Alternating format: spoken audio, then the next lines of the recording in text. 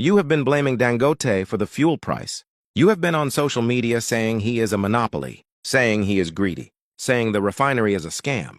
But nobody has been asking the right question.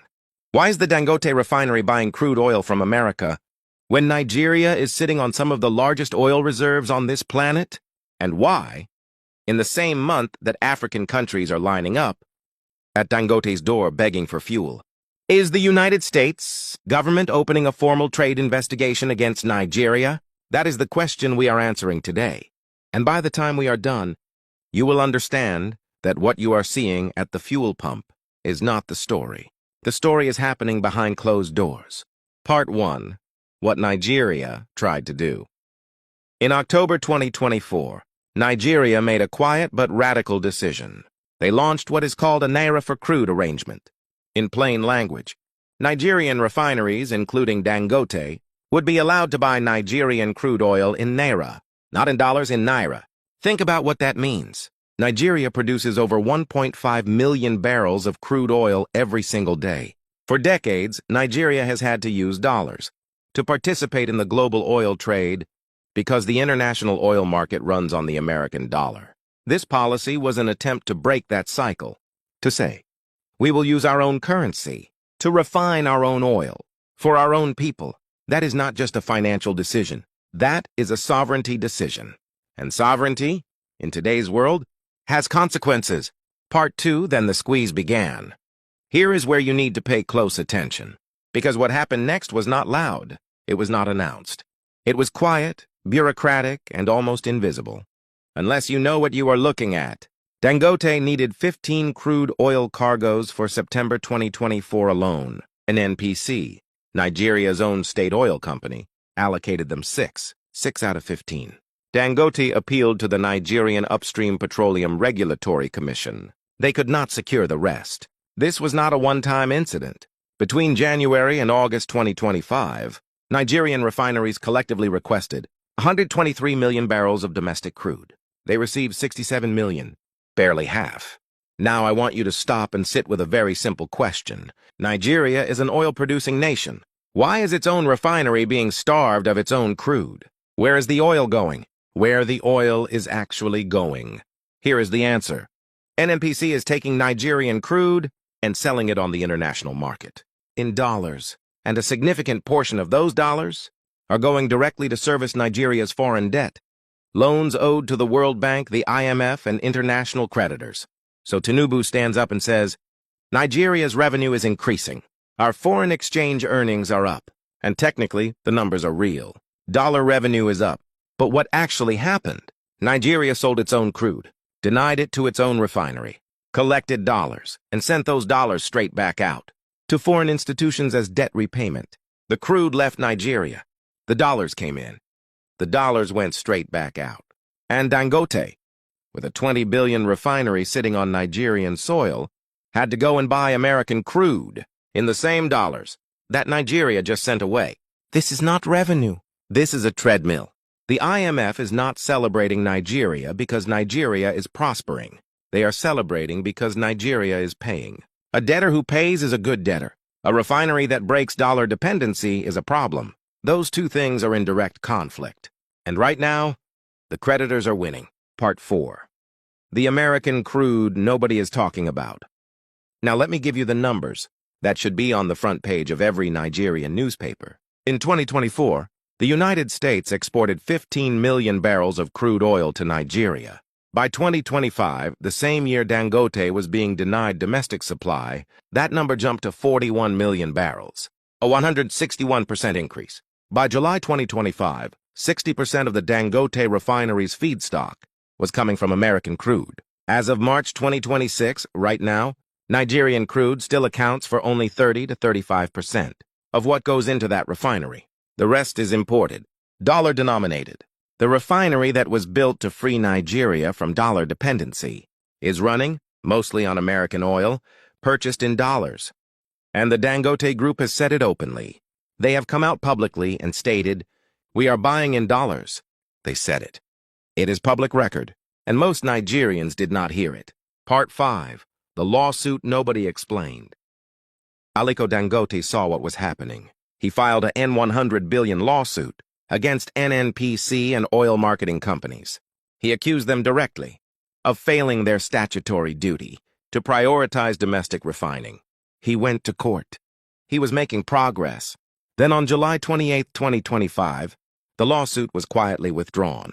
No press conference, no public statement, no confirmed settlement, just silence. I am not going to tell you what happened in that room. I was not there. Neither were you. But I want you to reason through this with me, because there are only a few plausible explanations. Scenario 1. Dangote has a $20 billion refinery sitting on Nigerian soil. That refinery needs Nigerian operating licenses, Nigerian regulatory approvals, Nigerian crude allocation, Nigerian port access. The government does not need to make a direct threat. They just need him to understand what non-cooperation looks like going forward.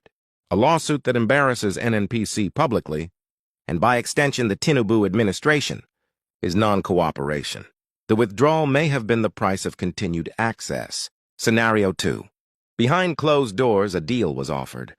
More crude allocation, in exchange for dropping the public legal battle. If that conversation happened, Dangote had to calculate, do I win in court and lose my crude supply permanently?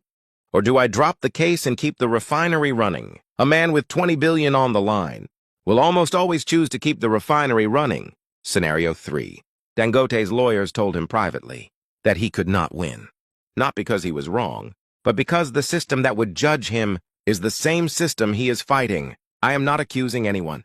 I am asking you to look at these 3 scenarios and tell me which one sounds like a free and sovereign country, protecting its own national interest. Part 6. The Strait of Hormuz changes everything. Now we arrive at 2026, and the game has just changed completely. On February 28, 2026, Iran closed the Strait of Hormuz, the narrow waterway through which 20% of the world's oil supply passes every single day. Crude prices surged past $100 a barrel. Global oil markets went into crisis. Countries that depended on Middle Eastern fuel suddenly had nowhere to turn. And they turned to Nigeria. South Africa, Ghana, and Kenya have all formally requested fuel supplies from the Dangote refinery. The International Energy Agency confirmed that 600,000 barrels a day of oil products that normally flow to Africa from the Middle East are now at risk. Think about what this means. The Dangote refinery, the one that was being starved of crude, the one whose lawsuit was quietly dropped, the one that was forced to buy American oil in dollars, has just become the most strategically important energy asset on the entire African continent. Overnight, Nigeria did not plan this. Nigeria did not campaign for this. The world simply ran out of options, and the only refinery that could supply Africa was sitting in Lagos. Part 7, and then Washington moved. Now watch the timing very carefully. 1 month before the Strait of Hormuz closed, February 2026, a United States Congress report on Nigeria recommended pressuring Nigeria by restricting its exports to African neighbors, Ghana, South Africa, Ivory Coast, Senegal. The report was framed around religion and security concerns, but functionally, it was targeting Nigeria's intra-African trade relationships. Then on March 16, 2026, 5 days ago, the United States launched a Section 301 trade investigation against 60 economies. Nigeria was on the list. A Section 301 investigation is the legal instrument the United States uses before imposing trade sanctions. They are not sanctioning Nigeria today. They are building the paperwork.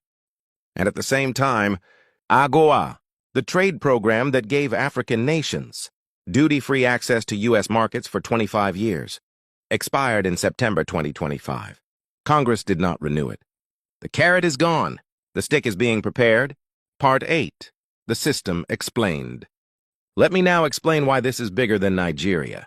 The American dollar is the world's reserve currency. Almost every country on earth needs dollars to trade internationally, to buy oil, medicine, food, technology. The system that enforces this is called SWIFT, the global banking network that connects every major financial institution on earth. If a country steps too far outside the dollar system, the United States can cut its banks off from SWIFT. The currency collapses. Imports stop. The economy suffocates. We are watching this happen to Cuba in real time. It is not that Cuba has no oil. It is that Cuba cannot use the global financial system to buy it from anyone else. Nigeria, by attempting to trade its own oil in its own currency, was not just making a financial decision. It was attempting to step outside the permission system that keeps most of the world dependent and compliant. And the response was not military. It was structural, quiet, bureaucratic. Starve the refinery of crude. Force it back onto dollar-denominated imports. Make the Independence Project depend on the very thing it was trying to escape. When that did not fully work, and the Strait of Hormuz made Nigeria suddenly indispensable to the entire continent, the next tools came out. Trade investigations, congressional reports, the quiet dismantling of African trade access. No guns needed. Not yet. Most Nigerians are watching the fuel pump price. They are angry about the number on the screen. They are blaming one man. But the battle is not at the pump. The battle was fought in allocation meetings, in regulatory offices, in courtrooms where cases are filed and then silently withdrawn, in congressional reports written in Washington about who Nigeria is allowed to trade with, in trade investigations launched. The same week African nations came knocking on Lagos's door. Nigeria produces over 1.5 million barrels of oil every single day. Its own refinery is running on 30% Nigerian crude. Its own state oil company is selling that crude for dollars and sending those dollars to foreign creditors. The man who tried to fight it in court went quiet on July 28, 2025. And the moment Nigeria became Africa's only viable fuel source, Washington opened a file. So I leave you with the questions that every Nigerian deserves to be asking. If we have the oil, why is the refinery buying from America? If the Naira for crude policy exists, why is Dangote paying in dollars? If the lawsuit was legitimate, why was it withdrawn without explanation? If Nigeria's revenue is increasing, why are Nigerians getting poorer? And if we are just a developing country with no strategic importance, why is Washington watching us this closely? Connect the dots